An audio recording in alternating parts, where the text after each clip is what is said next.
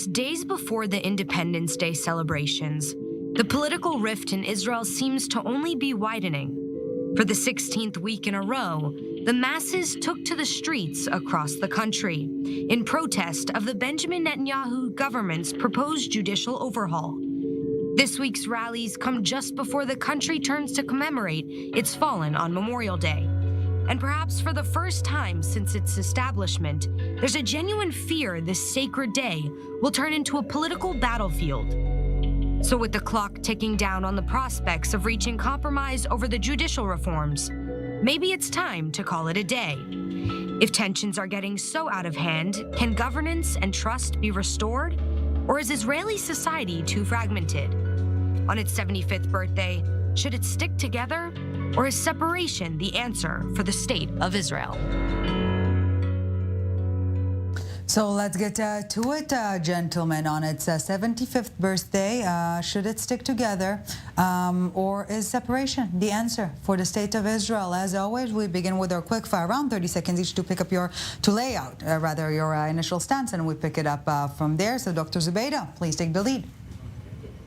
Well, for years I've been thinking that we should stay together, but then I remembered the book of Benedict Anderson, Imagined Communities, and it seems like the political faction that's controlling now the state doesn't want to stay together because they're doing everything to separate us. I would like to remind our viewers that Israel is not the state of the Israelis, it's the state of the Jewish people, and what the current government is doing is giving a divorce to the Jewish people in the United States, the Reform, the Constructivist, the Constructionist, and all the rest, because they don't see us as one unit. And we will obviously pick it up from there in a split second. Josh Hasten, your thoughts? No, I think it's absolutely ridiculous to talk about separation. We should stick together, united as one. Look, our enemies are looking at us right now and they're seeing disunity, and I don't doubt that disunity is there right now. But separating from one another, that's not a solution. What happens when you have somebody like myself living in Gush Etzion? I'm going to go to a different country to visit a relative in Herzliya. That's preposterous. We need to put our differences aside and come together as one nation. Absolutely. Last but not least, Dan Perry, your take? The fact is that Israel is in the grip of an increasingly toxic cultural war between a modern, sophisticated side that has earned the shorthand startup nation and a variety of other sectors, mostly religious, with a phenomenal birth rate in some cases, who, if they became a majority, would turn the country into a version of Iran, where a medieval form of the Jewish religion would hold sway over all aspects of life. So this talk of separation is basically a desperation ploy by the modern side for the contingency where the religious rightist vision of Israel becomes paramount. And gentlemen, let's please feel free to interact from this point onwards. I do want to begin at the end, perhaps, Dr. Zubida. Is this idea essentially a rerun of the two-state solution vis-a-vis the Palestinian, in the sense that in the long term it is just encouraging the dehumanization of the other side? Well, not exactly, but if you don't mind, let me first reiterate 2 points my colleague here said. He said, it's ridiculous, should I travel to a different country to meet my relatives? Yes, you are. You're doing it. You're traveling to the United States, you're traveling to London, you're traveling to many other countries, the UK, to meet your relatives. Two, you said the main point is we have enemies from the outside. Yes, we do. They're not going to stop. But the problem is that we have enemies from the inside who undermine the notion of our state. The attempt, well, in my opinion, some of the people forgotten the other part of democracy. Yes, majority rules, but minority have always retained their rights. And in this current constellation, as it seems, the majority doesn't really understand the minority has the ability to retain its rights. And it seems like there's a steamroll over all of our democratic rights in terms of we want to control everything. It doesn't work this way. I have to challenge democracy. I have to challenge whether they're really the majority. I think there is a real question I agree. about which parts of Israeli society are on which side of what. Because more or less, you see this in the polls, about a quarter of the people of Israel support these reforms as are, although I think they're pretty much dead in the water at this point. That quarter is the ultra-religious and the fascistic far right. The half oppose it, and a half in the middle, and this will determine which way this goes, by the way, are the Likud voters who are stuck in the middle and have been in an alliance with the far right and with the religious that may not be sustainable for much longer. And I have to disagree with you, Dr. Zubida. It isn't coming from the government. The government doesn't want to separate Israel into two countries. They would rather depend on the phenomenal birth rate of the Haredim to guarantee themselves a majority, assuming they stay in alliance with the right and rule as they wish. And it would be a horrible, illiberal, and untenable way to rule. But that is their plan. I think the talk of separation is actually coming from the other side, now in the opposition. And I think we should... I agree. There's no dispute between us. I agree. The talk separation is coming from the liberal camp, but the one who is pushing us towards this discussion is the government who steamrolls all Democrats. And by the way, if I may, I think a lot of the talk is basically meant to message to the right wing in Israel that if they really persist in pursuing things this way, they should not take us for granted. Us meaning the liberals along the coast. Okay, Josh Hasten, please chime in. If I can, Yes. yeah. I think it's abhorrent. It's abhorrent to me that we're calling each other enemies. It's abhorrent to me that we're comparing the government of the state of Israel to Iran or saying we can become in Iran. These are absolutely scare tactics. We just had an election in November where the majority of the country voted for the bloc that we have now. They did not. 49%. Is 49%. In a coalition system. This is how our system works, and the coalition is a right-wing government. Whether you like it or not, you cannot say majority voter. Gentlemen, we really want to hear all of you, but we can't hear you all at the same time. Of the state of Israel, Naftali Bennett was the prime minister of the state of Israel, and he was leaning on a solid majority. And you and your peers constantly argued that was still the prime minister of Israel. It was a whole shebang, and there was a party, and you all enjoyed it. But that is the same thing. When the shoe is on the other foot, you feel it's too tight. Majority, with all due respect, there wasn't there because Meretz and Balad did not pass the threshold by a slim margin, but it is. And yet, Dr. Zubida, they did not offer to separate. Yeah, Josh, please. I'm sorry, you have 61, you have a majority. That's how the system works. And I see the other guests here are crying because their parties, people who they prefer in power, you didn't say they have a majority in parliament. Right, you said a majority voted for them, and that is simply untrue. 49%. This is a coalition system where you have 61. That's how the system works. I'm not going to repeat myself. You have 17 majority weeks did in not a row, vote for this unfortunately, coalition. of a sour grapes protest who are not accepting the election results in November, who are comparing us to Iran. I've seen comparisons of Netanyahu to Hitler. What's going on here? What have we become? That this is the way people are talking in Israel. We're going to have a separate country. We're going to have a country of Judea and a country of Israel. That's absolutely absurd. It's unattainable. It makes absolutely no sense. I'm here as the right winger, the token right winger, and I'm saying we should unite. I'm calling for unity amongst all people, and here you have my other two guests. I'd like to calling for disunity, calling for separate countries. Ridiculous. Well, you know what? Why? Ask yourself though. Let me just remind you, with all Dan, may I? Let me remind you, when you started with the Nazis, you overstepped the realm. Let me remind you the pictures of Rabin in an SS uniform, the pictures of Barak. So your camp has a lot of... I didn't start with the Nazis. I'm telling you what I'm seeing on television. I'm telling you about the images that I'm seeing on TV from the protests. I'm not the one bringing up the Nazis. What are you talking about? I'm happy TV can be seen in the occupied territories. And here is another issue which you must address. The majority of the people right now is taking a course of democratic action. May I also reply, please? Yeah. At some point? Please, Dan, yeah. Yes. This government has an inflated majority because 6% of the vote of the other side did not make it past the threshold. They got 49% of the vote. With that very minor mandate, they are trying to install an autocratic democracy like you have in Poland and Hungary, Turkey, and in the past in Russia before it became a full dictatorship, because that's where these things go. Now, that is a very aggressive and radical move, and it is freaking out that part of Israel that is in opposition, that was in power about a year ago. And by the way, I have to say, it is not that implausible practically, because if you essentially took the Tel Aviv area, 10 kilometers wide, 100 kilometers up and down the coast of the Haifa area. So why stop at 2, Dan? Hold on. May I please? And hive that off from the rest of the country, you would end up indeed with 2 countries with 5 million people each. And the coast, let's call it Israel, would have pretty much the highest per capita GDP in the world outside of Luxembourg, would be 80 to 90% secular, 80 to 90% center-leaning and left-leaning, and the opposite would be the case in, let's say, Judea, which is the rest of Israel. I'm not recommending it, but it's not so ridiculous to contemplate. Not recommending, but threatening it to an extent. When 2 groups of people have such antipathy between them, it's not crazy to contemplate it, yes. It could not be regarded as a threat. It's a suggestion. Right now, the current government is doing everything to split the people. They call people traitors.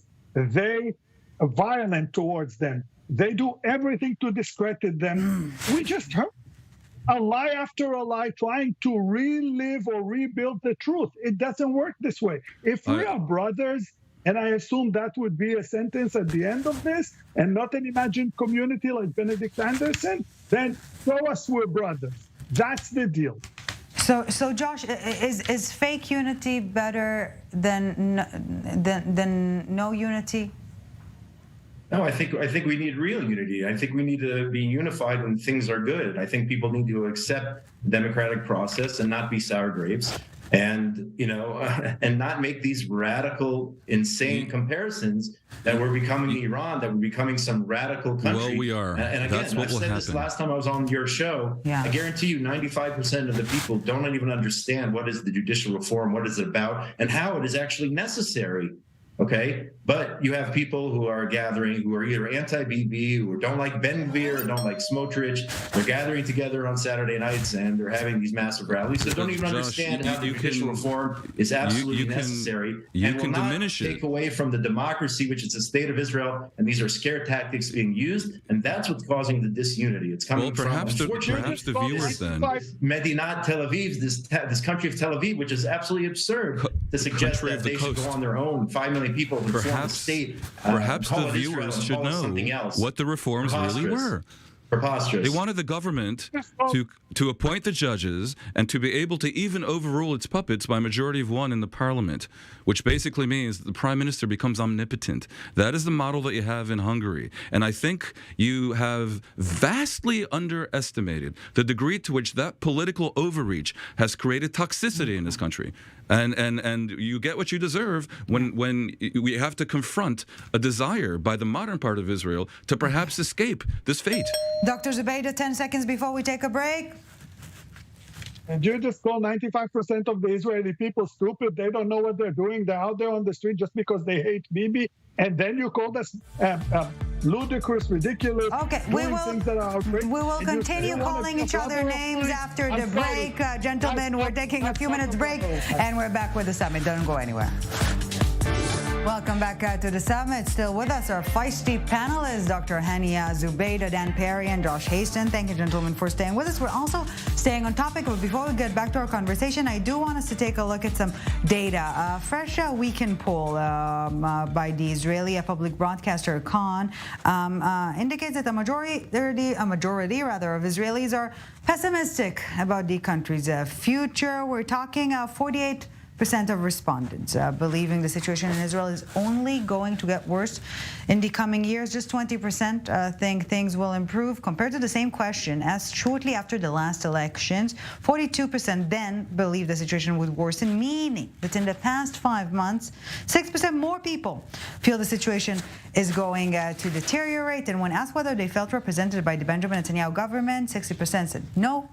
just 27% saying yes. And by the way, when it comes to the judicial overhaul, 53, a majority, believe it is harmful, 32 think it is beneficial. So let's get to it, gentlemen. Another quick fire round, 30 seconds each. Is separation non-democratic, simply put? Dan Perry. Look, you could say a separation. You could say a separation might be undesirable. You can say it might be impractical, mainly because it would be difficult to defend the rump coastal modern Israel. But I don't see why it's undemocratic for two groups that decide they don't belong together to live apart. It would be something of a tragedy for Zionism in a way, but it would also be tragic for the outcome of Zionism to be an undemocratic Jewish supremacist theocracy governed by extremist rabbis. Josh Hasten, your thoughts? Yeah, and I don't know if it's democratic or undemocratic. I think the real issue here is it realistic or unrealistic? And in my opinion, it's absolutely not a realistic option at this point. We need to show unity. We need to get back on the same page. I've been here now over 20 years. Unfortunately, I think this is as low or as bad as it's been internally. But as they say, we survived Pharaoh, and we'll survive this too, even though that was an outside enemy. We'll get through this point in our history, and we'll move forward. Dr. Hani Zubida. If I mentioned Benedict Anderson, let me mention Rousseau. Let me mention Hobbes, Locke. The state is a voluntary association. When almost 50% do not want to belong in this voluntary association, they should say goodbye. And pay attention, this entire discourse we're having, we forgot one small thing, the name, Arabs. We have 20% of them within the state of Israel, and in the occupied territories, we have a few other millions residing and still waiting to hear what's going to happen with Israel. So let that be another issue. And speaking of Rousseau, perhaps the fundamental issue here is that in the framework of the social contract, we do not believe that it's better to stick together than each for his own. And now, gentlemen, let's feel free to interact. Practically speaking, will new elections solve the problem or just deepen it, Josh? Listen, we've already had 5 elections. Will a 6th election solve the problem? I don't think so. Again, you will probably pacify if, in fact, let's say the Likud gets less number of seats in the next election. You might pacify those who are marching every Saturday night with the goal, whether it's admitted or not, under the guise of judicial reform. They really want to overthrow this government and go to a 6th election. That's really the goal. So, again, I don't know if that's going to solve the issue, but I really think that's the intent. That's the intention of these protests every week. People aren't happy with Netanyahu. People aren't happy with Ben-Gvir and with Smotrich. But again, I go back to my original point. These people formed a coalition back in November, which has not been respected from day one. They haven't had the opportunity to prove themselves. And of course, I have issues with this government as well. No government is perfect, but I think people here, when you're talking about blocking ministers' homes, blocking MK's homes, not allowing them to vote, not allowing them to go to the Knesset, shutting the doors of the Kohelet Policy Forum, this is way, way out of bounds. And I think this the same thing was done to the previous government by your camp. It's the exact same thing. What democracy really is. A complete demonization of the Bennett-Lapid government was done by the right-wing camp. Look, I think I can point to a way forward, okay? The past 5 elections were largely a tie, as was the previous one, okay? 50-50 in almost each case. If the coming election will result, as all the polls currently show, in a swing to the left, that would be because a shock to the system had been administered by the effort to reform the country into an authoritarian one, similar to the Second Intifada that caused a lurch to the right 20 years ago. That could happen. And if that happens, and the result is a centrist government with the center-left plus the Likud in a post-Bibi era attacking the issue of internal covenants between the religious and the secular in between people in Israel, that could really change things. And it's very important. I have to say this. People don't understand. The goalposts are moving all the time because of the phenomenal, and I would say reckless, Haredi birth rate, which, if it continues as is, will take them from a sixth of the country today to a majority. And these are people who refuse, it's a sector that refuses to adopt a core curriculum, that insists on salaries, in some cases lifelong salaries for yeshiva students, that has the lowest participation rate in the economy of any other sector in Israel, and essentially is subsidized. This lunatic house of cards cannot continue, and this is what's driving the fear on the left, the constantly moving goalposts. That is the implication of the Haredi birth rate. That whole arrangement with them, the accommodation with them, is driving all this, because they are the main sector that wants to reform the system to eliminate the power of the Supreme Court, because the Supreme Court, apparently, because the the value, of equality, the secular value of equality was given a price tag this past week when it comes to the debate over exempting ultra-Orthodox students from serving in the army. So that's the other side of the political aisle that, again, put a price on the value of equality. But circling back to what Dan said, Dr. Zubida, is it indeed a swing to the left, according to what we're seeing in polls, with a grain of salt, etc., or is it the rise of some sort of an extreme center, so to speak?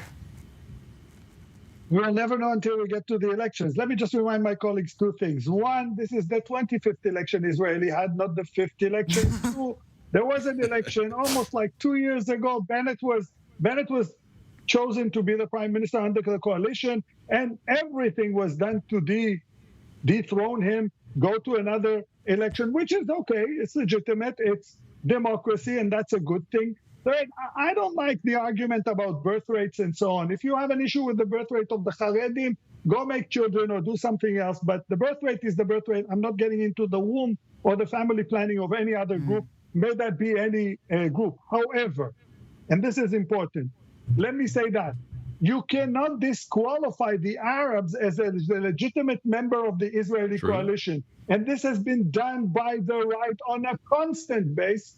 While they are arguing, you cannot tell us how many children to bring to the world. That doesn't work this way. If you want a democracy, democracy acts both ways. The Arabs can be a legitimate part of the coalition, and the Haredim can bring as many children as they want. And one more question which looms, and that is an important question. People who live outside the borders of the Israeli state, and these the occupied territories, and what will be done with them.